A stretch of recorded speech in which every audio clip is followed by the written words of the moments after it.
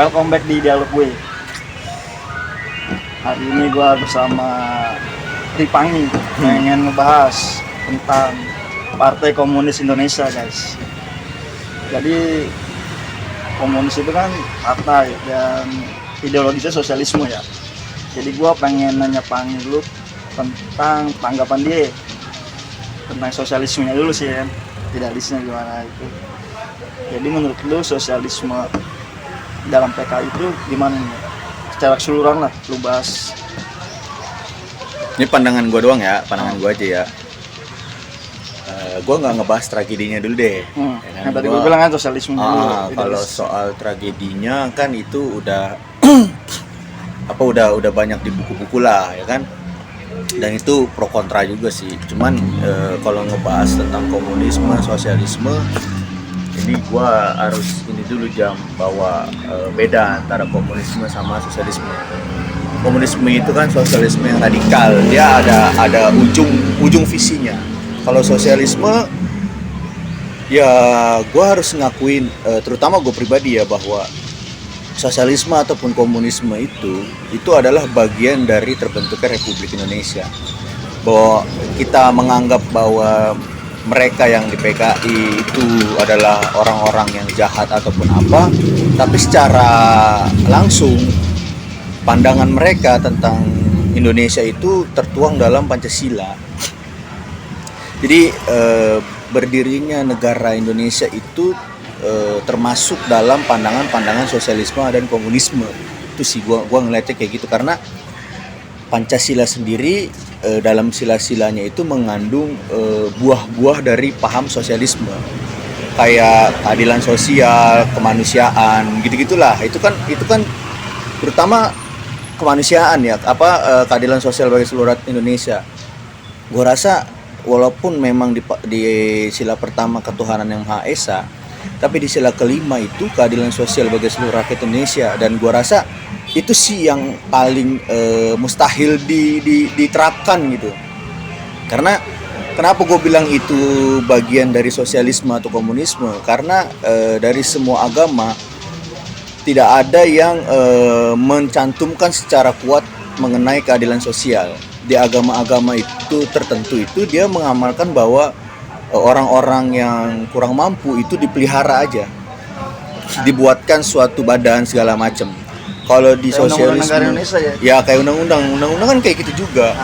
Jadi gue rasa pandangan awal tentang sosialisme itu adalah Indonesia, dan sosialisme itu adalah Pancasila. Jadi Pancasila itu merangkum nilai-nilai manfaat dari sosialisme, dari demokrasi dan lain-lain, termasuk ya pandangan tentang keadilan sosial itu. Mengenai tragedinya ya itu banyak permasalahan lah. Cuma yang gue lihat pasti bahwa tragedi komunisme itu tragedi yang pilu lah, tragedi yang kelam, karena di situ banyak pembantaian dan lain sebagainya. Tapi kalau dari segi pemahaman, gue rasa manusia khususnya di Indonesia berdemokrasi ya, itu harus punya nilai sosialisme dalam dirinya. Bukan berarti berpaham komunis, tetapi nilai sosialisme adalah ketika lu mengerti bahwa lu hidup nggak sendiri, lu hidup ada orang lain. Jadi ketika lu ngomongin hak lu itu menimpa orang lain apa enggak, atau menindih orang lain atau enggak. Itu sih gue ngeliat lebih awal ke situ dulu kan. Tadi kan lu bilang sosialisme itu berperan atau memanifesto ya dari Pancasila itu. Sedangkan di dalam literasi belahan ini ya, literasi bahwa komunis itu tidak mengenal Tuhan dan menyamaratakan, ya kan? Itu gimana lu menanggapi pernyataan tersebut? Sebenarnya awalnya kan gara-gara ya jelas lah Karl Marx gitu kan, bahwa agama adalah candu, Tuhan adalah seperti itu. Terus prakteknya di Indonesia terlihat seperti komunisme itu anti Tuhan, anti agama. Tapi sebenarnya agama itu tumbuh karena bentuk sosialisme yang utama. Jadi kalau komunisme itu dia yang radikalnya. Kita ngebahas tentang sosialismenya ini.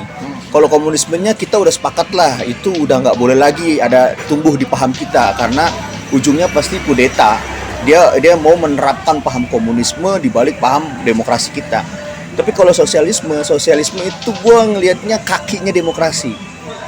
Kalau persoalan dia anti Tuhan atau enggak, justru sosialisme itu adalah perintah Tuhan, karena itu adalah hubungan horizontal. Hubungan vertikal kita dengan sesama manusia. Horizontalnya ke Tuhan ya. Ya, horizontal ke Tuhan kan, vertikalnya ke manusia. Jadi sosialisme adalah vertikal ke atas ya. Vertikal iya, apa sih? vertikal ke atas. Berarti Tuhan, horizontalnya ke manusia kan. Jadi itu adalah hubungan kita antar umat manusia, dan beberapa agama juga menerapkan itu sebagai pondasi dasar kita berkemanusiaan, yaitu punya sosialisme. Jadi gue rasa bukan sosialisme itu berarti komunisme, enggak sih. Komunisme ini iya, gue rasa itu kita udah berhentilah membahas itu, karena setiap tahun pemilu ataupun ada pemilihan pilkada ataupun apa, pasti ada isu itu, entah PKI bangkit atau apa. Gue rasa udah nggak ada. PKI, khususnya negara yang berpaham komunis, itu udah mati, udah nggak ada semua. Nggak ada lagi negara modern sekarang yang menganut paham komunisme. Tapi sosialisme itu harus dimiliki oleh manusia. Nih, berbalik lagi ke sosialisme ya. Kan dalam isyaratnya lah ya, kalau komunis atau sosialis itu menyamaratakan ya. Itu bagaimana tanggapan lu tentang ijazah SMA atau S1 skills tentang mencari kerja? Lu tau di Indonesia ya, Diskriminatif kualifikasi pencari kerja itu harus A sampai Z kan. Lu harus bisa ngebelah bumi contohnya kan. Harus bisa nahan hujan gitu. Jadi gimana tuh kalau dalam konsep sosialisme itu mendukung apa gimana menurut lu? Gua rasa awal pertamanya kita lihat dulu konsep perusahaan-perusahaan di negara kita dulu lah. Konsep perusahaan di negara kita itu kan kapital, ya kan? Konsepnya negara konsepnya kita kapital tapi ya. demokrasi demokrasi. Iya, gimana sih gue ngeliatnya? Karena demokrasi ini adalah gini, demokrasi itu adalah ideologi paling indah secara teoritis, tapi paling buruk dalam implementasi. Karena nggak mungkin bisa demokrasi itu diterapkan terhadap manusia yang serakah. Kalau di dalam negara itu masih banyak pejabat serakah, pejabat yang ini, demokrasi itu utopia untuk diucapkan.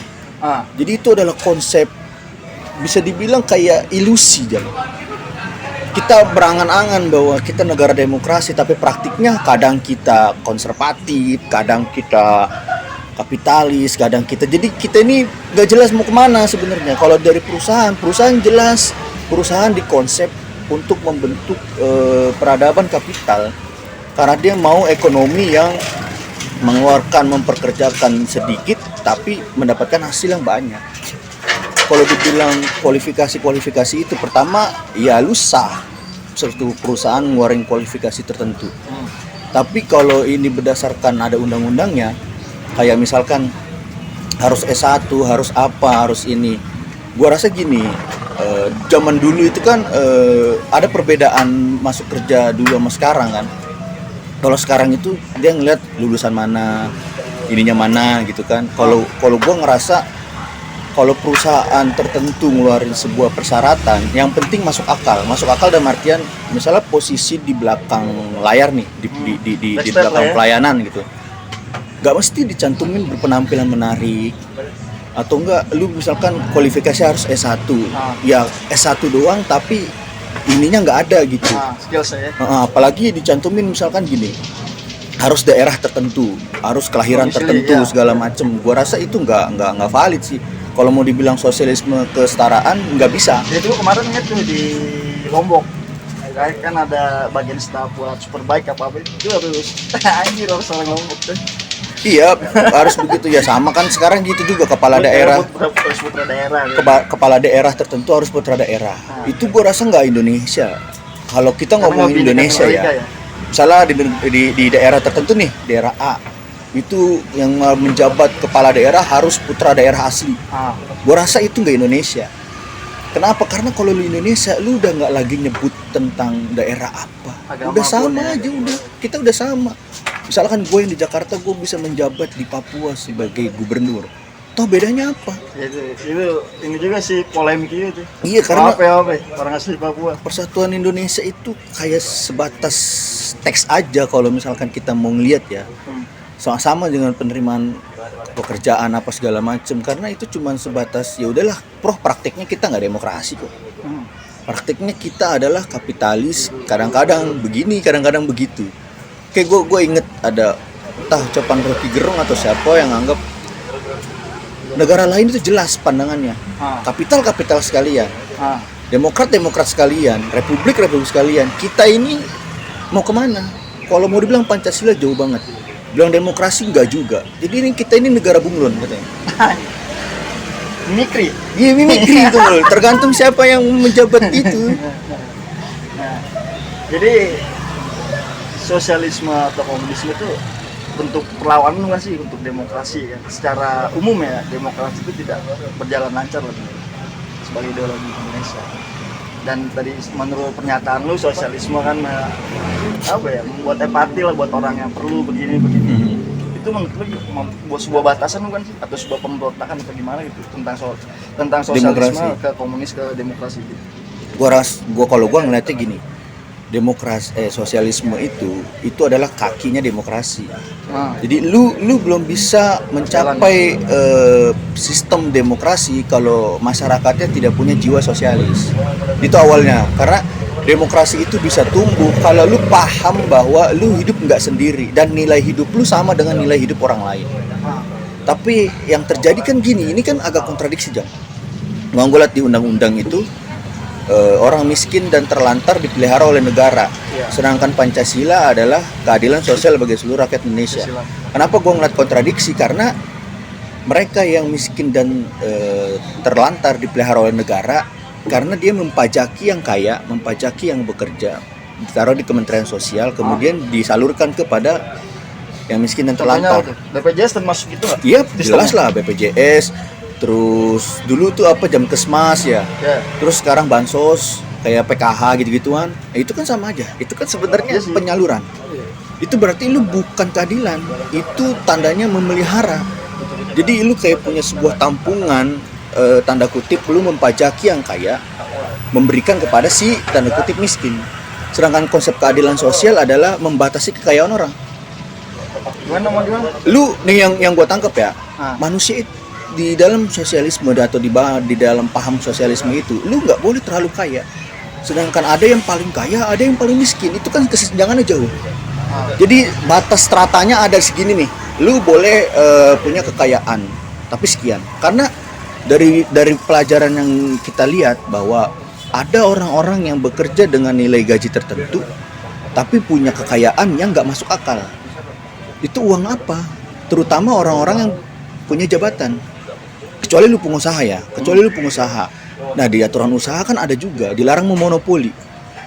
Enggak, tapi lu bilang sosialisme membatasi dengan kuantiti tertentu kekayaan orang tuh apa sama dengan PKI dulu begitu? Iya, kan gue bilang kalau tapi kan sekarang di Indonesia tuh lu bilang demokrasi adalah kaki sosialisme.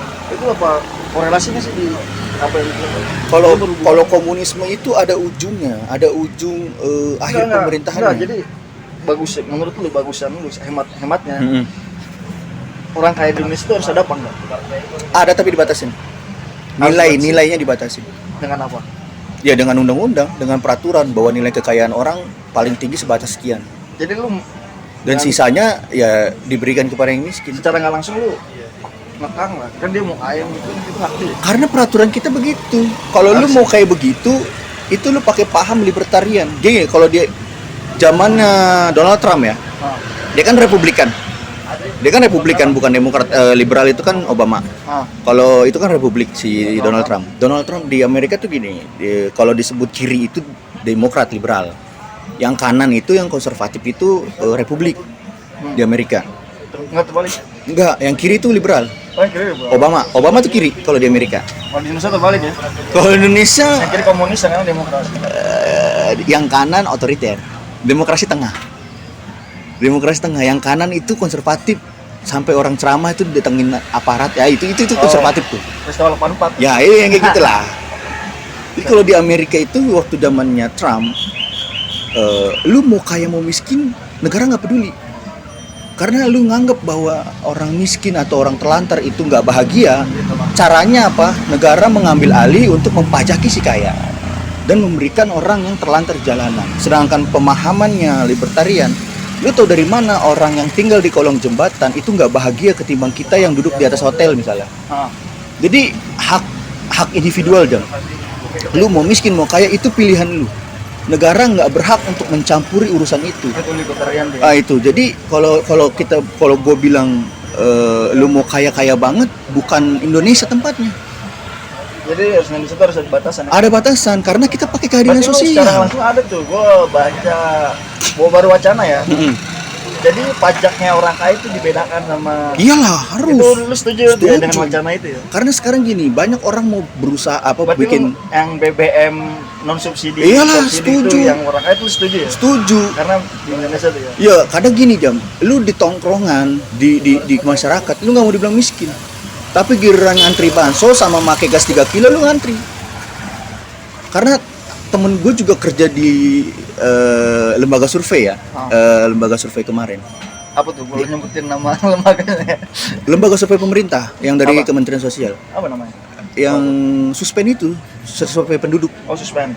Yang untuk program PKH gitu. Jadi dihitung nih, lu datang ke rumah, disurvei yang kerja siapa, pendapatannya berapa, terus menghidupi berapa orang, terus rumahnya gimana. PBB bukan sih? Termasuk PBB nggak? Kan di data. Pokoknya yang dari Kementerian Survei Sosial. elektronik gitu. Iya, pokoknya lu punya apa segala macem. Di situ tuh banyak data yang dimanipulasi. Sekarang gue tahu kenapa banyak hal-hal yang kayak gitu itu beda penerapannya. Terutama implementasi ke bawahnya ya. Karena di situ gue ngeliat si surveyor ini dia udah di briefing oleh tanda kutip RT atau RW-nya. Kan dia dapat data dari RT lah, yang miskin sekian. Begitu dicek ternyata nggak miskin. Ternyata di tanda kutip kata mampu kan itu ada kualifikasi mampu apa nggak mampu kan. Jadi di situ gue rasa ada yang nggak sampai tepat sasaran. Jadi gue setuju kenapa mayoritas orang yang punya rekening sekian atau pendapatan sekian harus pakai pajak sekian. Karena apa? Sekarang orang mau bikin usaha, tapi ketika usahanya maju dia memanipulasi pajak. Tapi rata-rata di masyarakat Indonesia ya, dia malah dengan adanya BBM naik atau dengan pajak naik itu yang ngebentuk malah orang Yang miskin malah di monopoli kali ya. Tapi suaranya juga nggak ngerti ya. Jadi yang kaya itu kayak apa ya, mempolarisasi ya. iya kayak bagaimana gue ngeliatnya karena gini, kenaikan BBM ataupun apa Kayak yang orang kayanya malah santai gitu loh. jelas karena dia udah nggak ada masalah Jam. Padahal Yang miskin memberontak. Kalau lu memperhatikan dia dituju buat orang kaya gitu. Enggak juga karena yang miskin kena Enggak, juga. yang subsidi Pak. Ya subsidi karena banyak yang pakai mereka, yang pakai yang kaya. Iya, jadi yang kaya itu malah nggak terlalu ekstremis gitu loh. Jadi ngerti nggak? Jadi ada ya tentang pajak naik gitu. Jadi yang track tuh malah orang yang ini yang di bawah rata-rata penghasilan. Ya itu kan gendongan. Yang gue bilang apa? Mereka yang kaya mempolarisasi. Iya, gitu. seolah-olah turunin lagi. Iya. Padahal yang kalau gue perhatiin tuh ada nggak sih yang demo yang bawa Mercedes Benz? Kan yang kan mereka nggak usah dengan lain. Cuma kadang-kadang ya, gue ngelihat pemerintah ketika ngeluarin kebijakan, dia lupa bahwa sosialisasi SDM kita itu nggak setinggi yang mereka pikirkan. Misalkan kayak kemarin awal-awal isi bensin ada yang pakai HP, pakai barcode segala macam. Kan kesini-sininya aja boleh pakai kertas sekarang barcode ya kan. Awal-awal kan ya lu mikir ke Pertamina kan gak semua orang punya Android, orang-orang di dalam pedalaman. Bukan nggak semua internetnya bagus misalnya ya kan. Jadi gue setuju kalau pajak-pajak besar itu dibebankan kepada orang-orang tertentu supaya apa? Tapi kadang-kadang penyalurannya juga nggak bagus. Jadi ini serba kontradiktif sih persoalan itu. PKI itu harus ada nggak sih sekarang di Indonesia? Enggak, gue kalau bahas PKI-nya udah mati Jam. Tapi sosialismenya Sosialismenya iya karena udah ada tragedi-tragedi yang pernah kita bahas itu. Tragedi-tragedinya itu ya gue rasa kalau soal PKI itu udah tutup lah, udah mati. Terus setuju nggak tuh tentang apa ya, orang bicara HAM lah ya kan, tentang pembantaian 48 terutama di Madiun kan, yang 65 ke 66 secara data banyak kan korban yang PKI-nya daripada warga apa Kalau yang non PKI gitu. Pembantaian Lu setuju nggak tuh? enggak lah. Kalau soal pembantaian enggak, maupun HAM. dua belah pihak gua nggak setuju.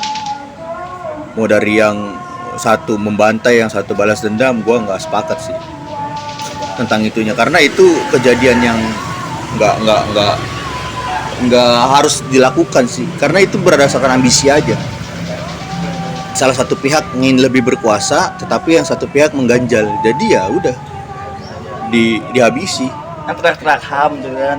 Tapi kalau gue perhatiin tuh kayak kalau lu bicara HAM tentang PKI atau tidak non PKI kan masih ada 98 contohnya. Ya kan? Iya, kayak Orang hilang, kita ngebahas yang minoritas. kalau Tapi misalnya gimana? HAM masalah PKI. Sama PKI dan sebagainya. Kemudian kemarin itu teriak HAM di wilayah Indonesia Timur. Ya, Ya kan? Tapi jarang kita dengar mereka berbicara HAM tentang orang-orang Chinese yang Indonesia, orang-orang yang agama minoritas. Itu kan juga mereka kena HAM. ya. Tapi sekali lagi Pemerintahan 98 ya. Indonesia ini rakyatnya 300 juta. Lu mau HAM dari mana sedangkan lembaganya anggarannya berapa? Balik lagi ke situ sih. Dibilang kesadarannya aja, Jam. Kalau kesadaran kita punya jiwa sosialisme dari dasar, gua rasa nggak terlalu parah sih begitu kan. Jadi wacana negara harus minta maaf sama PKI gimana? Iya, apa negara untuk rekonsiliasi segala macam ya. Gua rasa nggak perlu sih, Nggak perlu. karena itu udah jadi buku catatan kelam aja. Ya kita sama-sama tahu bahwa Nggak buku penalti toh nggak? kita udah sama-sama tahu bahwa pada tahun-tahun itu memang terjadi guncangan politik yang besar, terjadi konflik yang besar, ya banyak korban juga dari kedua belah pihak ataupun pihak yang tidak bersalah sekalipun. Ya udah, kalaupun negara mau minta maaf, negara di sini negara siapa? Karena kita semua negara itu berduka, termasuk mereka yang anak-anak PKI, mereka adalah anak negara kita. Dia punya hak ya. Jadi kalau dibilang balik ngomongin HAM ya. iya, kalau mau dibilang negara, ya udah kita saling memaafkan dan saling ini aja. Karena mau dituntut apapun susah, buktinya kan berbagai literasi. Apa yang mau dituntut? Dan gue suka aneh kalau kedepannya masih membicarakan tentang isu PKI bangkit, itu gue rasa udah nggak masuk akal Jadi sih. penyetelan film kayak 30 SPKI gimana tuh? Ya film ya gue gini ya, namanya film itu dibuat walaupun based on true story ya. Tapi kan itu tetap dibumbui drama, tergantung siapa produsernya. Siapa penulisnya? Iya jelas, produsernya siapa, skripnya bebas. Kalau gue punya duit bikin film tentang apa ya gue mau gue. Pada saat itu film PKI dibuat Orde Baru, otomatis semua skrip dibuat oleh Orde Baru. Apakah kita percaya dengan film itu? Hak gue boleh percaya apa enggak? Karena gue punya literasi lain misalnya. Contohnya buat ngebantah, kan kalau gue lihat tuh G3 SPKI film tuh menyudutkan PKI. Sedangkan kalau lihat data korbannya lebih banyak. Kalau gue ngeliat gini, ketika kedua belah pihak saling membela, ya gue nganggap dua-duanya benar aja. Bener aja ya. Ya udah, kayak lu gini deh, kita ngelempar dadu nih. Dadu itu kan ada 6 mata. Lu ngeliat angka berapa? 6. Gua ngeliat angka 1. Lu berantem sama gue jam. Padahal kita ngeliat sama-sama beda posisi aja. Jadi kalau gue yang tidak merasakan kejadian itu, tapi kita membaca literasinya, gue ngeliat apa yang diucapkan oleh kedua pihak ini bener aja. Kalau dibilang salah dua-duanya, salah juga. Bener dua-duanya, bener juga. Jadi udah balik lagi aja. Ini disclaimer aja, kita bicara hanya bukan gue paling so tahu ya tentang PKI kan. Ya ini yang opini gue aja. Kalau ada yang ini nggak setuju atau apa, diskusi. itu nggak masalah lah. Kita boleh diskusi lagi. Kalau misalkan ada ucapan dari gue yang lu so tahu apa segala macem, ya kita ngobrol lah. Karena gue juga pengetahuannya terbatas. Jadi yang gue baca, yang gue tahu itu sebatas itu aja. Kalau ada yang lebih tahu daripada itu, yaudah kita diskusi aja. Nggak mesti lu datang kemudian maki-maki apa. Ya. Kalau lu nganggap argumen gue apa segala macam, silakan kita diskusi aja. Intinya di sini gue nggak setuju dengan adanya PKI, tapi harus dijalankan lah sosialisme itu ya. Lalu Jiwa sosialismenya. Jangan kira gue dukung sosialisme, gue dukung PKI, berarti lu nggak nangkap. Beda. Ngomongin ya. Karena ketika lu ngomong bahwa nih anak punya jiwa sosialisme berarti komunisme, lu harus paham dulu perbedaan sosialisme, komunisme, Leninisme, Stalinisme itu beda-beda. Apa yang dibawa oleh mereka? Kalau sosialisme, nabi di agama-agama tertentu itu punya jiwa sosialisme. Iya. Namanya makhluk sosial ya, saling membutuhkan sesama lain. Jadi PKI itu dia ya pahamnya sosialisme, tapi dia lebih ekstremis ke satu tujuan atau ambisi. Kalau sosialisme itu adalah idealis yang membangun untuk keseluruhan kesejahteraan bersama ya, yang tadi dibahas dari awal ya. Jadi untuk sisanya setelah lu menanggapi, Gua rasa nanggepinnya jangan sumbu pendek lah. dia jangan terlalu pendek. Kita Kalau diskusi boleh. kalau lu ngerasa punya pengetahuan lebih baik, lebih bagus tentang itu, ya itu kasih tahu kita gitu, biar kita ngobrol bareng. Gitu. Jadi intinya gue PKI dan negara tidak harus minta maaf. Jadi versi gue ya, gue tidak bermaksud PKI. Tidak bermaksud mengecilkan korban Itu cukup- dari PKI cukup ya. memahami ya, tanamkan jiwa sosial lah, sosialisme agar kita lebih sejahtera bersama sih. Gue sosok hati ini. Oke, see you next reply ya di dialog gue. Bye.